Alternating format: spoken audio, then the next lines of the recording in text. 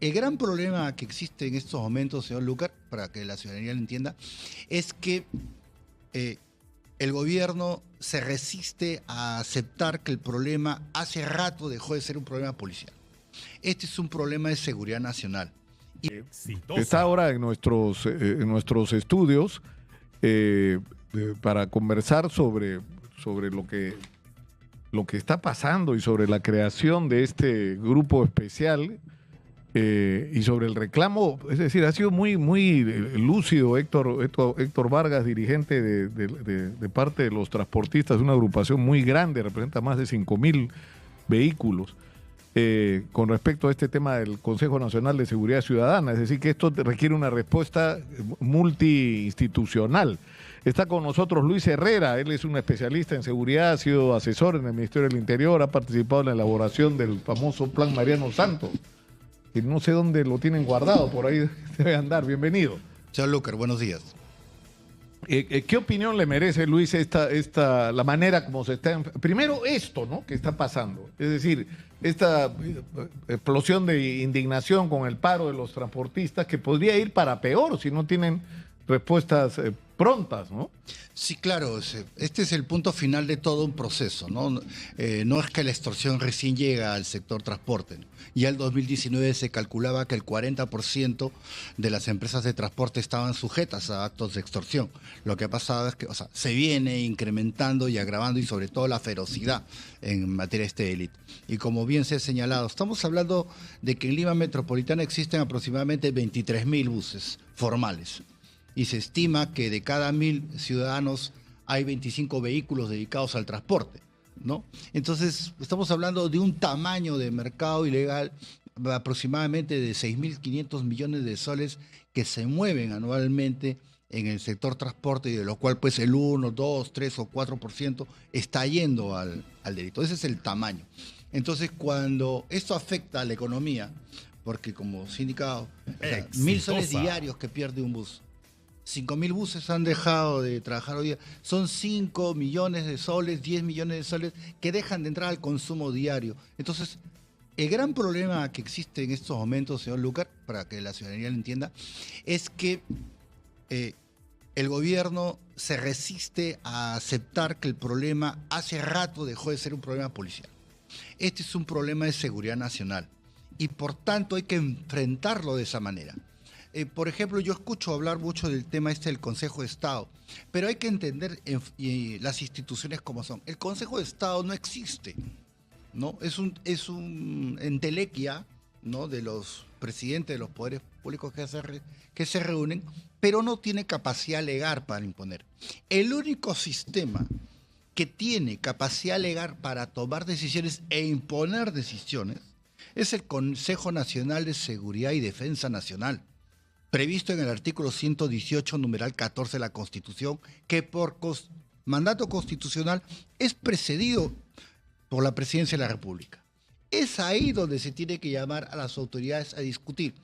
Pero en el año, este Consejo se ha reunido solamente 2 veces. Y hasta ahora, a pesar de que ya casi hay 2 años aprobada la ley para fortalecer la Secretaría de Defensa Nacional, PCM ha hecho oído sordo al tema. O sea, ¿cuál es el problema? El gobierno no conoce, no entiende el problema y por tanto, al pensar que es solamente un problema policial, politiza la estrategia. ¿Y por qué digo que politiza la estrategia? Porque es show. A ver, Grupo Especial para la Lucha contra la Extorsión, como ha señalado el señor general, ya existe. Está en la Dirección Nacional de Investigación Criminal. Es lo que yo suponía. Existe. Es decir, si estás enfrentando hace rato, usted mismo lo ha dicho, Luis, ya el año 2019, solo en el transporte, 40% se calculaba que estaban siendo víctimas permanente o eventualmente de extorsiones. Correcto. Y había policías de la investigación criminal que estaban detrás de las bandas de extorsionadores. Pero claro, hay investigadores y hay muy buenos investigadores. La división de secuestro y extorsión ya existe. Ahora, lo que pasa es que por temas mediáticos se sale y se dice, vamos a crear un grupo especial. Bueno, quedaría mejor si se dice, vamos a fortalecer la división de secuestro y extorsión, que sería lo correcto. Entonces, ¿por qué digo que la política y la estrategia se politiza? vamos a contratar 200 retirados para luchar. Cuando por el otro lado el mismo ministerio está presionando para que se apruebe una ley de renovación extraordinaria y quieren sacar a 800 policías de actividad, señalando como un criterio que tengan algún tipo de denuncia. Cuando por casualidad los oficiales que están más expuestos a este tipo de problemas son los oficiales de investigación criminal, porque son los que tienen contacto con la calle. Y están sujetos a denuncias. Claro, además yo creo que este punto es muy importante, porque en vez de buscar respuestas consistentes como Estado frente a una situación que tendríamos que considerar de guerra, porque estamos en guerra contra la delincuencia, lo que se hace es, vamos a crear, deben estar metiendo una presión sobre la DININCRI para que le capturen un par de bandas de extorsionadores, para que el ministro del Interior salga con su... Y de repente hasta Dina Boluarte va a la presentación y creen que con el show ese se acabó el problema. No resuelven nada. No resuelve nada, ¿no? Por ejemplo, hay grupos, se hace el esfuerzo y dicen, vamos a crear grupo Greco. ¿Qué es el grupo Greco? Es la DINOES, que la movilizan cuando hay problemas. El grupo Greco investiga, no, es solamente presencia policial. Entonces, ¿qué pasa? La estrategia desde el punto de vista policial es de fortalecer la inteligencia operativa policial. Y fortalecer la inteligencia operativa va por el lado de la inteligencia propiamente dicho y va por el lado de la investigación criminal. Entonces, ¿qué pasa? Sí, perdón, sí. Luis, tenemos que ir a la pausa porque no me he dado cuenta, caracho, estamos con Luis Herrera. Luis, te puedo tutear, ¿no? Tantas veces entrevistado. Sí, por favor. Estábamos diciendo que esta situación, es decir, el tipo de respuesta que se está dando tiene más que ver con el show, el mostrar una foto, pero no está dando resultados. ¿Qué es lo que hay que hacer en esta situación, Luis? Cambiar de doctrina. Hay que entender que el crimen organizado hoy día es un problema de seguridad nacional y ya no es un problema policial. Hay que incluir al resto de actores que están hoy día de espaldas al problema. Por ejemplo, el Ministerio de Defensa, Relaciones Exteriores, el Ministerio de Justicia, el Ministerio Público y el Poder Judicial.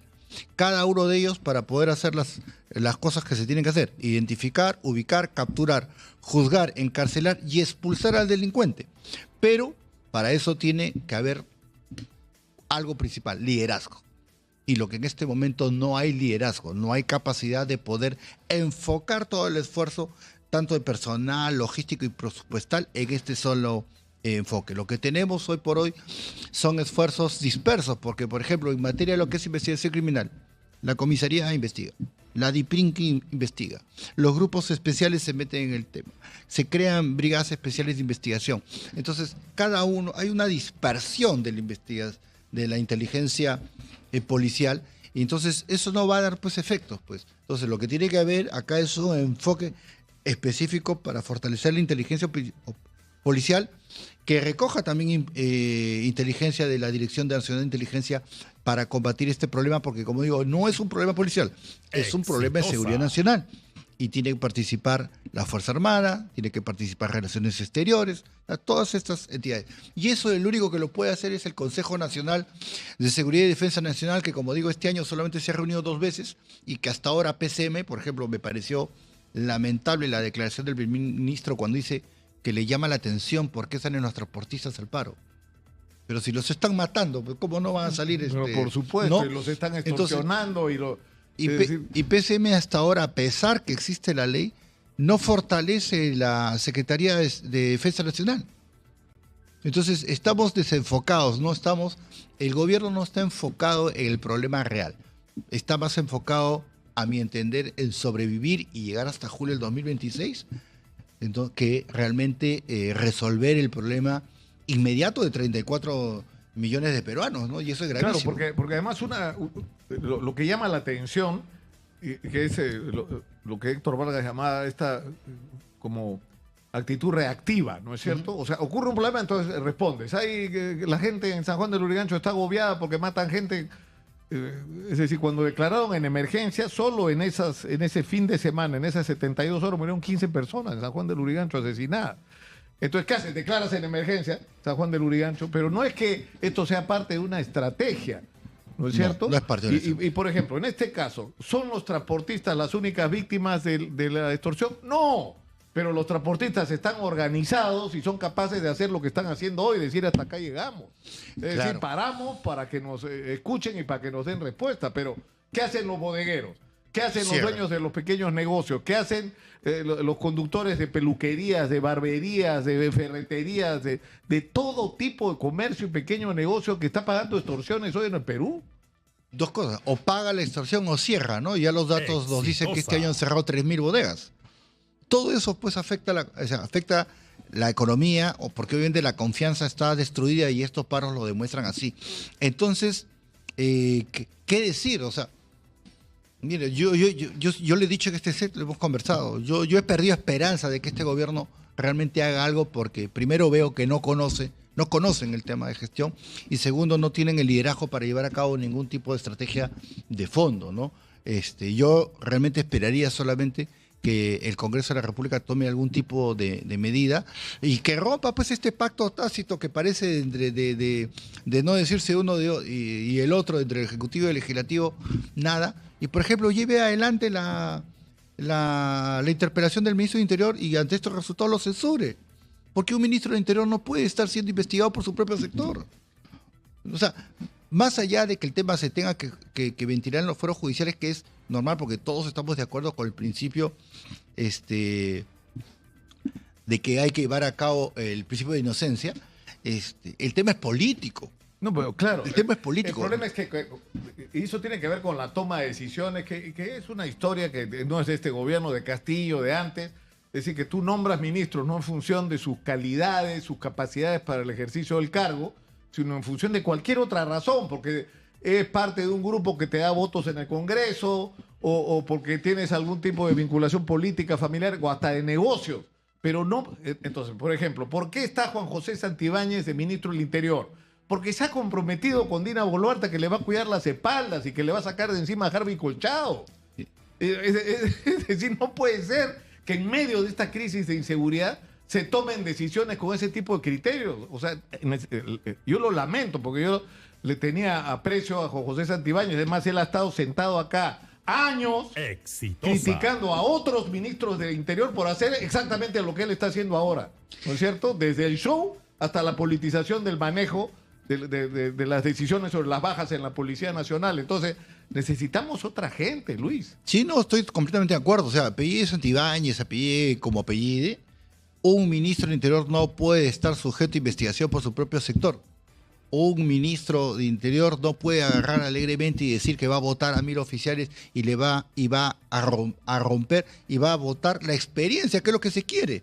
¿Y por qué? Por un fin político. No hay justificación para esa acción, ¿no? Y además no se puede salir con este tipo de medidas de que voy a crear un grupo. ¿Qué? La próxima semana van a crear un grupo especial para otro delito y dentro de 2 semanas... pero claro. Es una locura. O sea, lo único que hacemos es desvestir un santo para vestir otro. Claro, ya hace un ratito Yanela Aguirre nos ha recordado en el reporte desde el RIMA la cantidad de extorsiones. Es decir, la propia policía dice que hay 12.700 extorsiones denunciadas entre enero y septiembre, denunciadas, o sea, de las que se tiene conocimiento. Los estudios, en el caso del transporte, ahora... Los estudios nos dicen que lo que se denuncia es el 17%. La cifra negra de no denuncia está en 83%. Lo que quiere decir que, según esa información, habría 75.000 hechos de extorsión. ¡Qué barbaridad! ¿No? En el transporte. En el transporte, solamente. O sea, y no estamos hablando de todo lo demás, porque, por ejemplo, en el caso de la minería, ¿quiénes son las principales? Porque en el caso del transporte, no solo son extorsionados los transportistas formales, los transportistas informales también son extorsionados. Y en el caso de la minería, no solo son extorsionados los pequeños y medianos mineros, porque los grandes mineros tienen escudos de protección, ¿no es cierto? Incluso por sus propios equipos de seguridad. Sino los mineros en proceso de formalización. De los 86.000 mineros inscritos en el Reinfo, fácil, la mitad están siendo objeto de extorsión en este momento. Y ese es un tema muy importante, porque eso llama a plantear de que la empresa formal tiene que entender que tiene que establecer lazos y ponerse de acuerdo con los componentes informales, porque el informal, por definición, es alguien que quiere parecer. Entonces, lo que señala la teoría es que cuando nosotros formalizamos, visibilizamos a la persona y en las zonas oscuras, por definición, quedan las zonas criminales, porque claramente el criminal no quiere que se le identifique. En cualquier área o sector económico, sobre todo en el caso minería o en este tema de transporte, el que fuese. Entonces, es una gran discusión y espero que se abra el debate. Sé que se está discutiendo hoy a niveles empresariales la necesidad de que la empresa formal adopte ya una posición de incorporarse a la vida social y política para enfrentar esto. Y eso es parte de lo que digo, cambiar la doctrina. Nosotros hoy día, con las herramientas que tenemos, así saquemos 1000 policías a la calle, no vamos a poder vencer al crimen, porque hoy por hoy esa balanza de lo que es garantismo contra eficiencia de las políticas públicas está completamente volcada al garantismo. Entonces, hoy por hoy, algo que presumiblemente hace 20 años era positivo, hoy por hoy ya le afecta a la sociedad peruana. Tenemos que cambiar esto. Y el único que lo puede cambiar es la política. Y el organismo llamado a hacerlo es el Consejo Nacional de Seguridad y Defensa Nacional, que preside por Constitución Presidencia de la República. Y ahí es donde se tiene que ver pues el liderazgo. El problema es que hoy día no vemos liderazgo. Declarar un estado de guerra, de excepción, y tomar a partir de eso todas las medidas que sean necesarias. El problema es que el Congreso está tomando medidas que, en vez de ayudarte a la lucha contra la delincuencia, te la hacen más difícil. O sea, por ejemplo, ahora para hacer un allanamiento tienes que decir: señor delincuente, por favor, me trae a su abogado para poder allanarlo.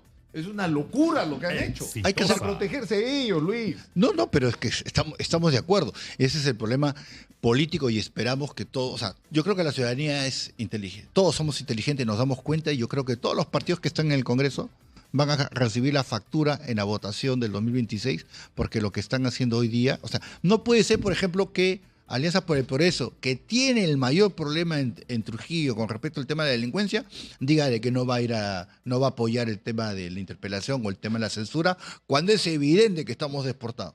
Y solamente por un criterio político, no por un criterio de política pública. Pero a la pregunta, a mi entender, hay 4 cosas que hay que hacer. Primero, hay que cambiar la doctrina, es decir, hay que declarar abiertamente que este es un problema de seguridad nacional y que ya dejó de ser un problema solamente policial. En segundo lugar, hay que crear una norma de excepción que dure entre 24 y 36 meses para abordar los temas que hemos señalado, desde la investigación hasta la expulsión en el caso de extranjeros y encarcelamiento de los nacionales, pero en un periodo muy corto, muy similar a lo que se hizo en los 90.